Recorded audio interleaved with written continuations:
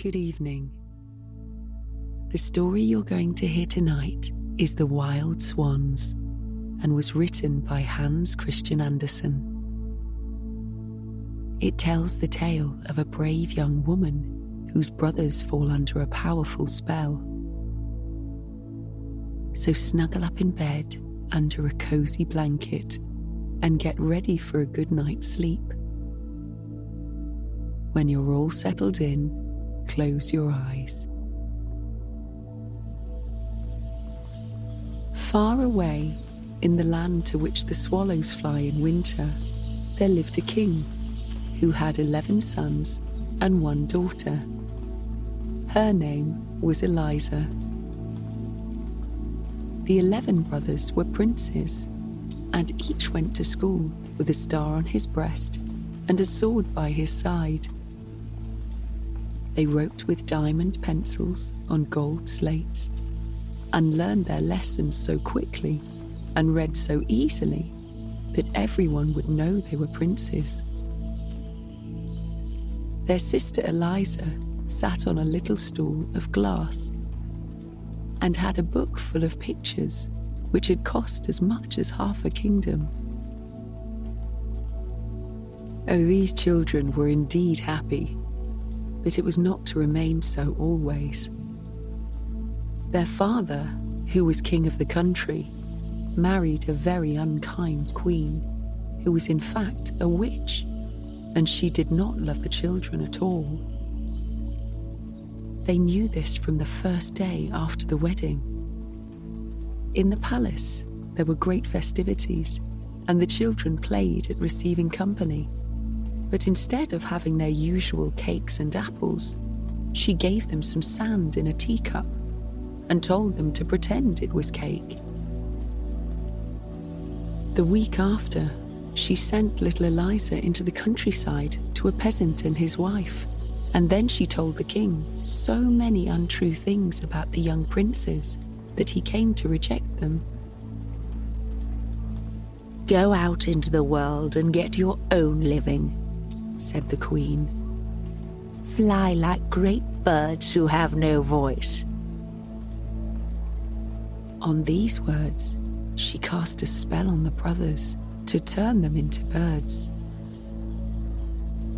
But to her disappointment, they were turned into 11 beautiful wild swans. Then, with a strange cry, they flew through the windows of the palace, over the park to the forest beyond. It was early morning when they passed the peasant's cottage, where their sister Eliza lay asleep in her room. They hovered over the roof, twisted their necks and flapped their wings, but no one heard them or saw them. At last they were forced to fly away, high up in the clouds and over the wide world, until they came to a thick, dark wood, which stretched far away to the seashore. Still living in the countryside, away from her father, little Eliza felt so alone. One day passed just like another. Sometimes the wind would rustle through the leaves of the rosebush and would whisper to the roses, "Who can be more beautiful than you?" But the roses would shake their heads and say, "Little Eliza is." And when the young girl sat by the cottage door and read her poetry book, the wind would flutter the pages and ask, "Who can be more gentle than you?" And the book would answer, "Little Eliza." And the roses in the book told the truth. At 15 years of age, Eliza returned home to the castle. But when the queen saw how beautiful she was, she became full of jealousy. Willingly, she would have turned Eliza into a swan like her brothers, but she did not dare to do so yet, because the king wished to see his daughter. Early one morning, the queen went into the bathroom. It was built of marble and had soft cushions trimmed with the most beautiful tapestry. She took 3 toads with her and kissed them and said to one, "When Eliza comes to the bath, seat yourself upon her hair, that she may become as silly as you are." Then she said to another, "Place yourself on her forehead, that she may become as odd-looking as you are, and that her father may not know her." "Rest on her heart," she whispered to the third. "Then she will be tempted to behave badly." So she put the toads into the clear water, and it turned green immediately. She then called Eliza and helped her undress and get into the bath. As Eliza dipped her head under the water, one of the toads sat on her hair, a second on her forehead, and a third on her heart. But she did not seem to notice them, and when she rose out of the water, there were 3 red poppies floating upon it. Had not the creatures been kissed by the witch, they would have been changed into red roses. At all events, they became flowers because they had rested on Eliza's head and on her heart. She was too good and too innocent for witchcraft to have any power over her. When the angry queen saw this, she tangled Eliza's beautiful hair and smeared it with ointment and arranged it to cover her face, till it was quite impossible to recognize the beautiful Eliza. When her father saw her, he was shocked and declared she was not his daughter. No one but the guard dog and the swallows knew her, and they were only poor animals and could say nothing. Poor Eliza felt sad and thought of her 11 brothers who were all away. She left the palace and walked the whole day over fields and moors till she came to the great forest. She did not know what direction to go in, and she longed for her brothers who had been, like herself, driven out into the world. She was now determined to seek them. She had been just a short time in the wood when night fell and she lost her way. She laid herself down on the soft moss and leaned her head against the stump of a tree. All nature was still, and the soft, mild air fanned her forehead. The light of hundreds of glowworms shone amidst the grass and the moss like green fire. And if she touched a twig with her hand, ever so lightly, the brilliant insects fell down around her like shooting stars. All night she dreamt of her brothers. She and they were children again, playing together. She saw them writing their diamond pencils on golden slates, while she looked at the beautiful picture book which had cost half a kingdom. In her dream, they were not writing letters as they used to, but rather descriptions of the noble deeds they had performed and of all they had discovered and seen. In the picture book, too, everything was alive. The birds sang, and the people came out of the book and spoke to Eliza and her brothers. But as the pages turned over, they darted back again to their places, so that all might stay in order. When she awoke, the sun was high in the sky. She could not see it, though, as the lofty trees spread their branches thickly over her head. Still, the sun's beams were glancing through the leaves here and there, like a golden mist. There was a sweet fragrance from the fresh greenery, and birds almost perched upon her shoulders. She heard water rippling from springs and flowing into a lake with golden sands. Bushes grew thickly around the lake, and at one spot an opening had been made by a deer, through which Eliza went down to the water. The lake was so clear that had the wind not rustled and moved the tree branches and the bushes, they would have appeared as if painted in the depths of the lake. Every leaf was reflected in the water, whether it stood in the shade or the sunshine. She removed her shoes and long cape, and slowly she went into the lake, dipping herself in the fresh water. As soon as she had dressed herself again and braided her long hair, she went to the bubbling spring and drank some water out of the hollow of her hands. Then she wandered far into the forest, not knowing where she was going. She thought of her brothers and felt sure that somehow she would find them. Soon she found an apple tree, which was so loaded with fruit that the boughs bent beneath their weight. She stopped here to eat her midday meal. Then she went deeper into the forest.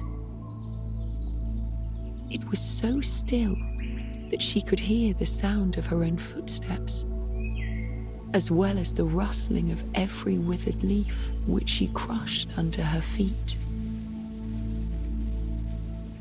Not a bird was to be seen, and not a sunbeam could penetrate through the large, dark boughs of the trees.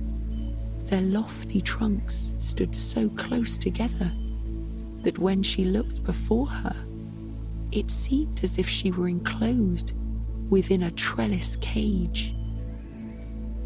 Such solitude she had never known before.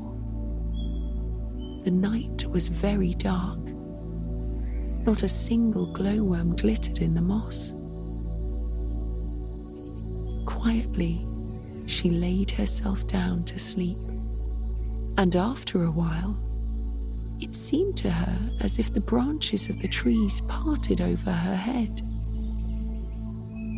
When she woke in the morning, she didn't know whether she had dreamt this or if it had really happened.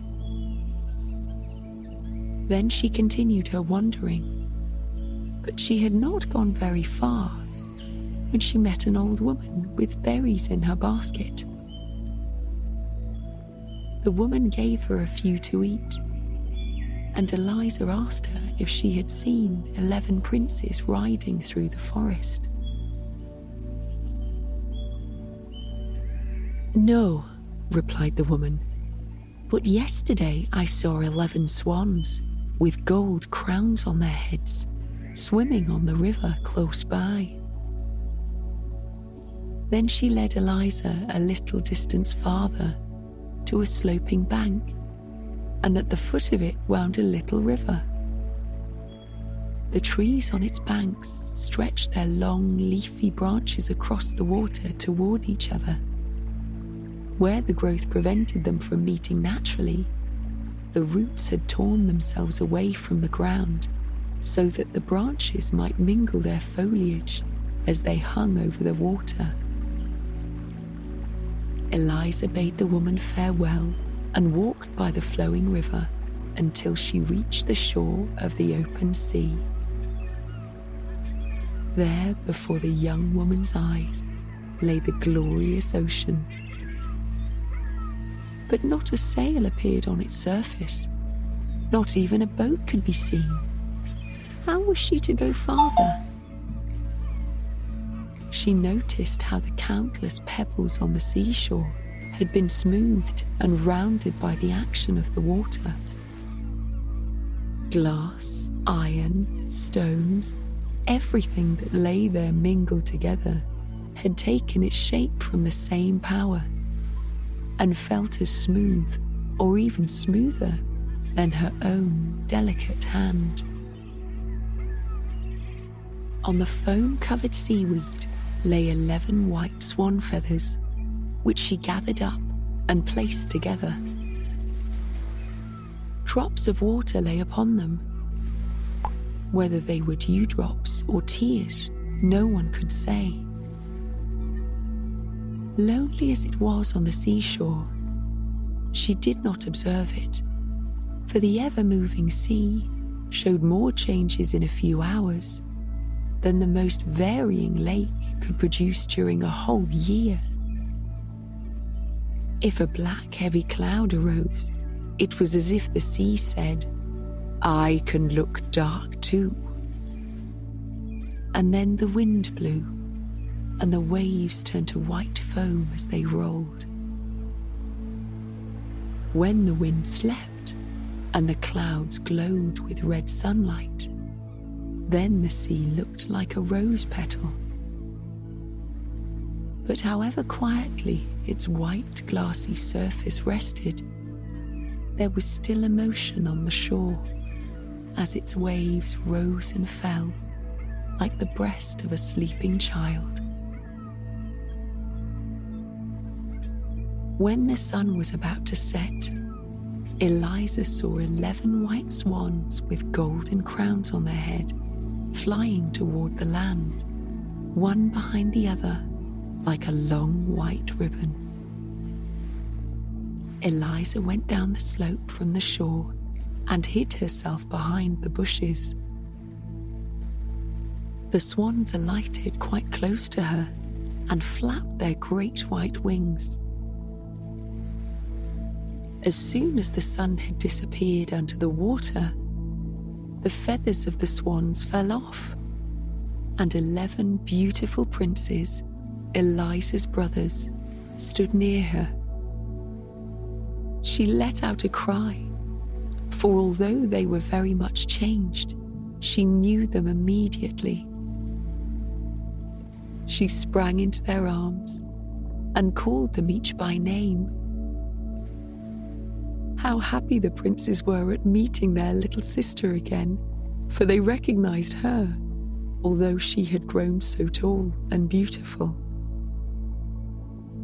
They laughed and wept, and very soon understood what their evil stepmother had done to them all. "We brothers," said the eldest, "fly about as wild swans, so long as the sun is in the sky. But as soon as it sinks behind the hills, we recover our human form. This means we must always be near a resting place for our feet before sunset. For if we should be flying toward the cloud at the time we recover our natural form as men, we should meet the sea. We do not dwell here, but in a land just as fair that lies beyond the ocean, which we have to cross for a long distance. There is no island in our passage upon which we could pass the night. Nothing but a little rock rising out of the sea, upon which we can barely stand safely, even closely crowded together. If the sea is rough, the foam dashes over us. Still we are grateful for this rock. We have passed whole nights upon it. Otherwise we would never have reached our beloved home, for our flight across the sea occupies 2 of the longest days in the year." The eldest continued, "We have permission to visit our home once a year and to remain for 11 days, during which we fly across the forest to look once more at the palace where our father dwells and where we were born. Here it seems as if the very trees and bushes were related to us.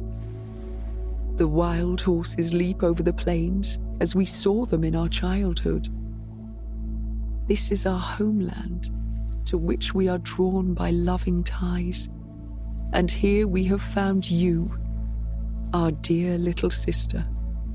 We can remain here 2 more days, and then we must fly away to a beautiful land which is not our home. How can we take you with us? He asked. We have neither ship nor boat. How can I break this spell? Said Eliza. She thought about it for the whole night, only sleeping for a few hours. She was awakened by the rustling of the swan's wings as they soared above her. Her brothers were again changed to swans, and they flew in circles wider and wider until they were far away. One of them, however, the youngest swan, remained behind and laid his head in his sister's lap. She stroked his wings, and they remained together the whole day. Toward evening, the rest came back, and as the sun went down, they resumed their natural forms. Tomorrow, said one, we shall fly away, not to return again till a whole year has passed. But we cannot leave you here. Do you have the courage to go with us? My arms are strong enough to carry you through the woods, and will all our wings not be strong enough to fly with you over the sea? He asked. Yes, take me with you, said Eliza. They spent the whole night weaving a net with pliable willow and rushes. It was large and strong. Eliza laid herself down on the net, and when the sun rose and her brothers again became wild swans, they took up the net with their beaks and flew up to the clouds with their dear sister still asleep. The sun rays fell on her face, so one of the swans soared over her head so that his broad wings might shade her. They were far from land when Eliza awoke. She thought she must still be dreaming. It seemed so strange to her to feel herself being carried so high in the air over the sea. By her side lay a branch full of beautiful ripe berries and a bundle of sweet roots. The youngest of her brothers had gathered them for her and placed them by her side. She smiled to him. She knew it was the same brother who had hovered over her to shade her with his wings. They were now so high that a large ship beneath them looked like a white seagull skimming the waves. A great cloud floating behind them appeared like a vast mountain, and upon it Eliza saw her own shadow and those of 11 swans looking gigantic in size. Altogether, it formed a more beautiful picture than she had ever seen. But as the sun rose higher and the clouds were left behind, the shadowy picture vanished away. Onward they flew, spending the whole day in the air like a winged arrow, yet flying more slowly than usual, for they had their sister to carry. The weather seemed inclined to be stormy, and Eliza watched the sinking sun. The little rock in the ocean was not yet in sight. It appeared to her as if the swans were making great efforts with their wings. Alas, she was the cause of them not advancing more quickly. When the sun set, they would change to men and be unable to fly over the sea. Still there was no appearance of the rock. Dark clouds came nearer, and the gusts of wind told of a coming storm. From a thick, heavy mass of clouds, the lightning burst forth, flash after flash, The sun had reached the edge of the sea when the swans darted down so swiftly that Eliza's head trembled. She believed they were falling, but they again soared onward. She caught sight of the rock just below them, and by this time the sun was half hidden by the waves. The rock did not appear larger than a seal's head thrust out of the water. The sun sunk so rapidly that at the moment their feet touched the rock, it shone only like a star, and at last disappeared, like the last spark in a piece of burnt paper. Then she saw her brothers standing closely round her with their arms linked together. There was just enough room for them and not the smallest space to spare. The sea dashed against the rock and covered them with spray. The heavens were lighted up with continual flashes, and peal after peal of thunder rolled. But the sister and her brothers sat holding each other's hands and singing, which gave them hope and courage. In the early dawn, the air became calm and still, and at sunrise, the swans flew away from the rock with Eliza. The sea was still rough, and from their high position in the air, the white foam on the dark green waves looked like millions of swans swimming on the water.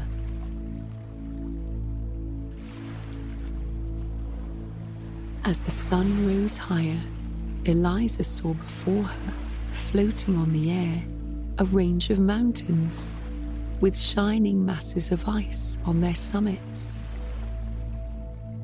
In the center rose a castle, seemingly a mile long, with rows of columns rising one above another, while around it palm trees waved and flowers bloomed as large as mill wheels. Eliza asked if this was the land to which they were hastening, but the swans shook their heads. What she saw was actually the beautiful, ever-changing cloud palace of the Fata Morgana, into which no mortal can enter.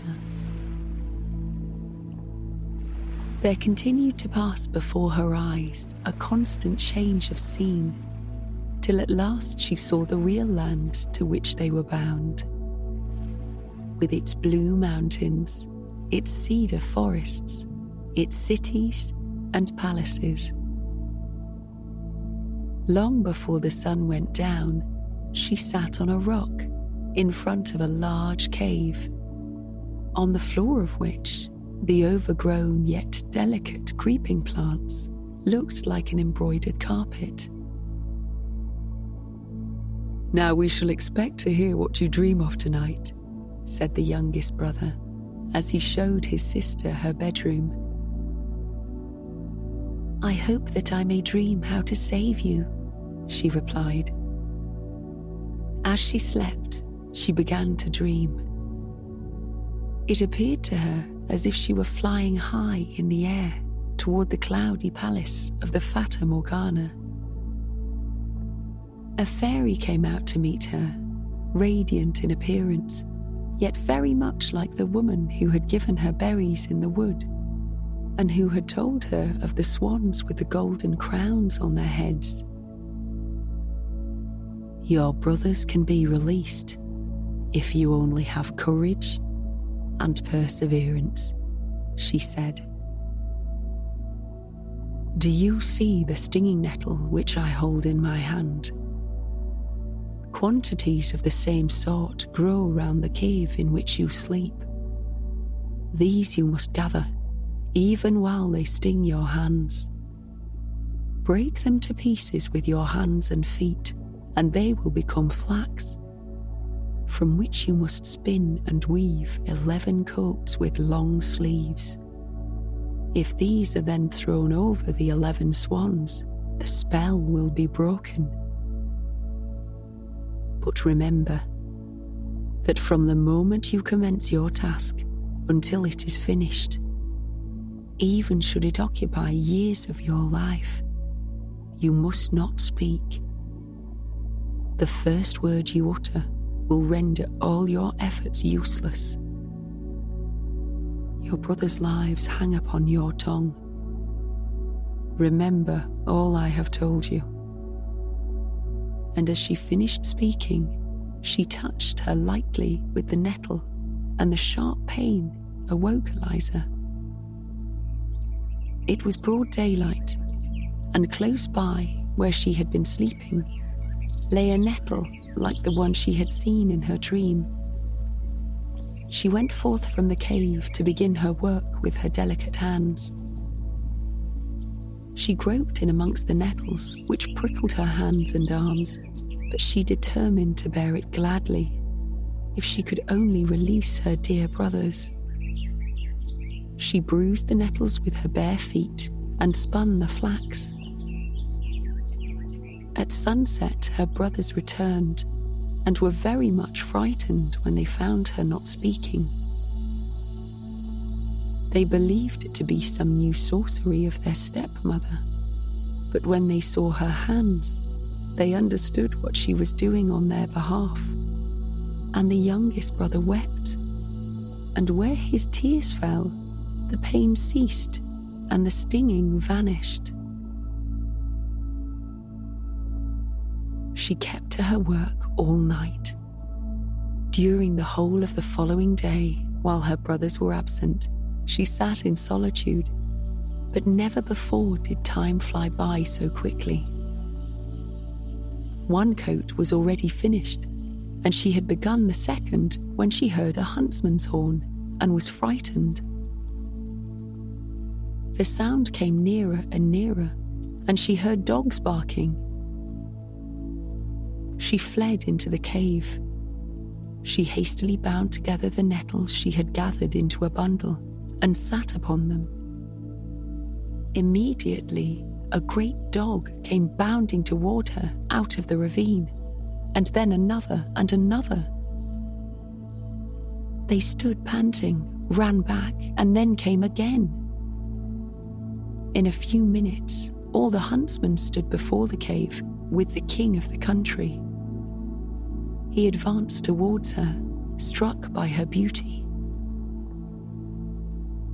"How did you come here, my sweet child?" he asked. But Eliza shook her head. She dared not speak at the cost of her brothers' lives, and she hid her hands beneath her apron so that the king might not see how work-worn they were. "Come with me," he said. "Here you cannot remain. I will place a golden crown upon your head, and you shall dwell and rule and make your home in my richest castle." Eliza hesitated, unsure of herself, though she could see that the king was a good man. Then the king said, "I wish only for your happiness." So Eliza climbed atop his horse to join him. They galloped away over the mountains, the king holding her before him on this horse, and the hunters following behind them. As the sun went down, they approached a fair royal city, with churches and cupolas. On arriving at the castle, the king led her into marble halls, where large fountains played. The walls and ceilings were covered with rich paintings, but Eliza had no eyes for all these glorious sights. She could only sigh for her brothers. Patiently, she allowed the women to array her in royal robes, to weave pearls in her hair, and draw soft gloves over her worn fingers. As she stood before them in all her riches, she looked so dazzlingly beautiful that the court bowed low in her presence.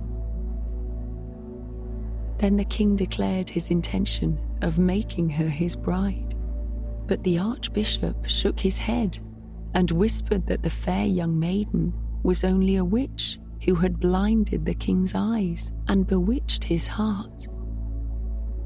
But the king would not listen to this. He ordered the music to play and the daintiest dishes to be served. Afterwards, he led her through fragrant gardens and lofty halls, but not a smile appeared on Eliza's lips or sparkled in her eyes. She looked quite subdued. Then the king opened the door of a small chamber in which she was to sleep. It was adorned with rich green tapestry and resembled the cave in which he had found her. On the floor lay the bundle of flax which she had spun from the nettles, and under the ceiling hung the coat she had made. These things had been brought away from the cave as curiosities by one of the huntsmen. "Here you can dream yourself back again in the old home in the cave," said the king. "Here is the work with which you employed yourself. It will amuse you now, in the midst of all this splendor, to think of that time." When Eliza saw all these things which lay so near to her heart, a smile played around her mouth. She thought of her brothers, and it made her so joyful that she kissed the king's hand. Very soon, church bells announced the marriage feast, and that the beautiful silent girl out of the wood was to be made the queen of the country. Then the archbishop whispered unkind words in the king's ear, but they did not sink into his heart. The marriage was still to take place, and the archbishop himself had to place the heavy crown on the bride's head. But a heavier weight encircled her heart, sadness for her brothers. Eliza's mouth was closed. A single word would cost them their lives. But she loved the kind, handsome king, who did everything to make her happy, more and more each day. She loved him with all her heart, and her eyes beamed with the love she dared not speak. Oh, if only she had been able to confide in him and tell him of her grief. But silent she must remain until her task was finished. Therefore, at night she crept away into her little chamber, which had been decked out to look like the cave, and quickly wove one coat after another. But when she began the 7th, she found she had no more flax. She knew that the nettles she wanted to use grew in the courtyard, and that she must pluck them herself. How should she get out there? Then, with a trembling heart, she crept into the garden in the broad moonlight and passed through the narrow walkways and the deserted streets until she reached the courtyard. There she gathered the sharp nettles and carried them home with her to the castle. One person had seen her, the archbishop. He was awake while everybody was sleeping. Now he thought his opinion was evidently correct. All was not right with the future queen. She was a witch and had bewitched the king and all the people. Secretly, he told the king what he had seen and what he feared. 2 large tears rolled down the king's cheeks, and he went home with doubt in his heart. At night he pretended to sleep, but there came no real sleep to his eyes, for he saw Eliza get up every night and disappear into her own chamber. Day by day, his brow became darker, and Eliza saw it and did not understand the reason, but it alarmed her and made her heart tremble for her brothers. Her hot tears glittered like pearls on the regal velvet and diamonds, yet all who saw her were wishing they could be queens. In the meantime, she had almost finished her task. Only one coat was left to make, but she had no flax left and not a single nettle. Once more only, and for the last time, must she venture to the courtyard and pluck a few handfuls. Eliza went, and the king and the archbishop followed her. They saw her vanish through the wicket gate into the courtyard, and the king turned away his head, for he thought she was there to stir up trouble. "The people must condemn her," he said. Away from the gorgeous regal halls, she was led to a dark, dreary cell, where the wind whistled through the iron bars. Instead of the velvet and silk dresses, they gave her the coats of mail which she had woven to cover her, and the bundle of nettles for a pillow. Nothing they could give her would have pleased her more, and she continued her task. Toward evening, she heard at the grating the flutter of a swan's wing. It was her youngest brother. He had found his sister, and she sobbed for joy, though she remained in her cell.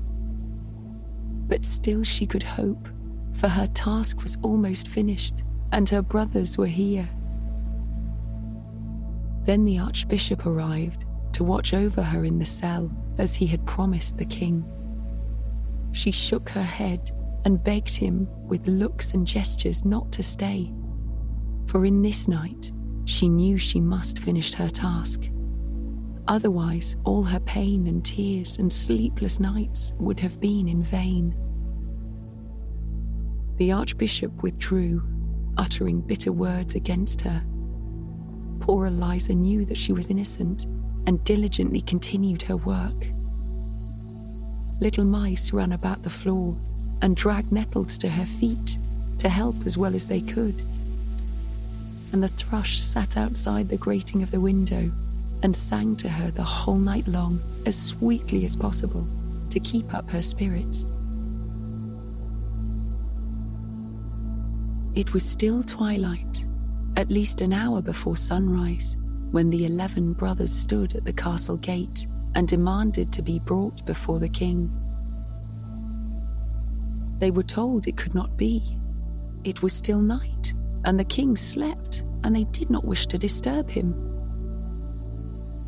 The brothers threatened, they entreated. Then the guard appeared, and even the king himself, inquiring what all the noise meant.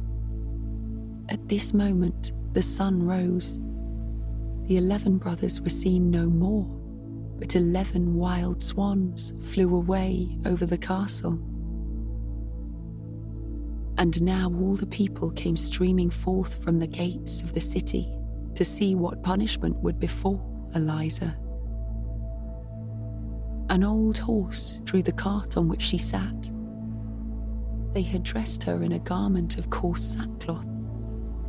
Her lovely hair hung loose on her shoulders, and her lips moved silently, while her fingers still worked at the green flax.